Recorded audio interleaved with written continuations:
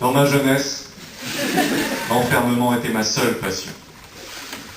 J'étais las de la pesante immanence des masses, les masses toujours plus viles, toujours plus ignorantes, toujours moins conscientes de leurs devoirs, jamais satisfaisantes et jamais satisfaites. J'étais las de ces masses qui, par leur nombre et par la rumeur fallacieuse qu'elles nourrissaient ignominieusement de leur sein, à peine tarie, m'occultaient la vérité. J'étais las de toutes les masses, et même d'honnêtes masses, comme vous et moi. Enfin, surtout vous. Oui, les masses, je m'étais borné à les abhorrer et à les abandonner sans aucun scrupule dans un opprobre dont, croyais-je, elles ne s'extrairaient jamais. Et je m'étais ainsi condamné à avoir raison tout seul. Et quelle félicité c'était! Et quel agréable supplice! De fait, combien d'heures de soirée je passais à deviser avec moi-même, dans la tranquillité la plus délicieuse, en quête assidue de la vérité. Combien de véhéments colloques ces entrailles hébergèrent entre moi et cet homme qui, avidement sollicitait ma verve, parfois me faisait rager, mais toujours suscitait mon admiration, moi. Sur quoi que portassent mes échanges, j'étais inexorablement surpris, à la fois par la clarté de mon discours, par la force de mes arguments et par la pénétration de ma pensée, si bien que je n'avais la plupart du temps aucun remords à me laisser l'emporter.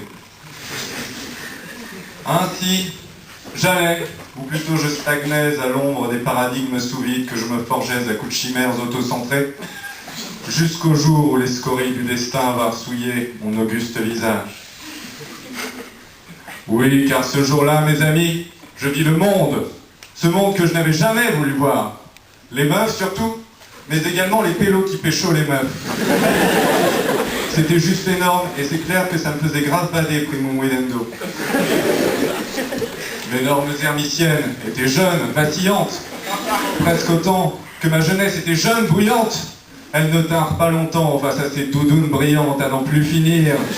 Et bientôt, j'étais impatient d'en découdre avec les meufs qu'elles contenaient. Mais lorsque je me présentais à leur flanc, lorsque, fier d'exposer le fruit d'années de réflexion, je leur fis part de mes théories parthénogénérées, elles me rirent juste au nez.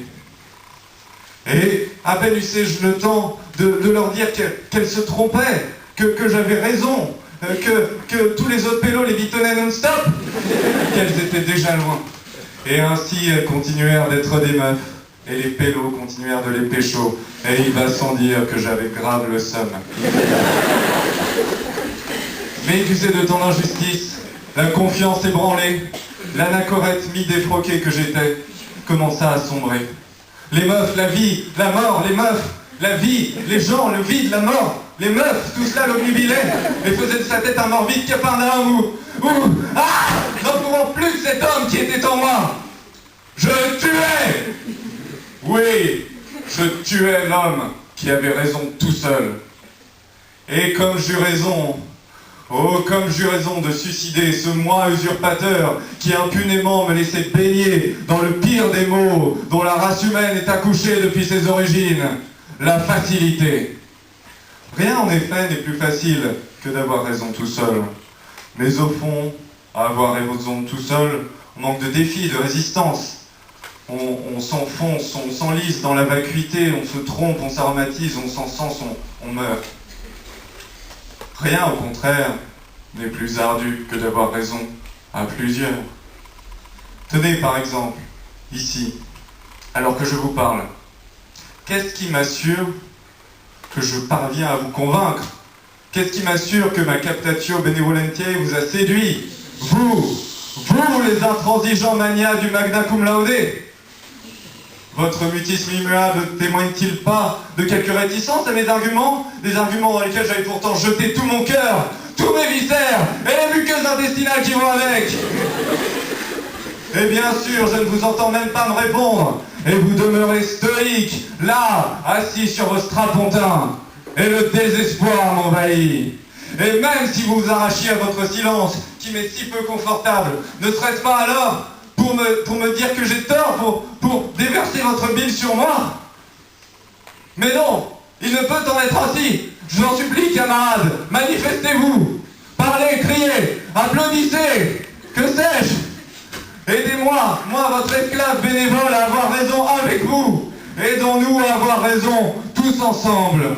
Laissons dans leur soupente les ermites du dimanche. Et enfin, aimons-nous. Car c'est bien pour ça que nous sommes faits.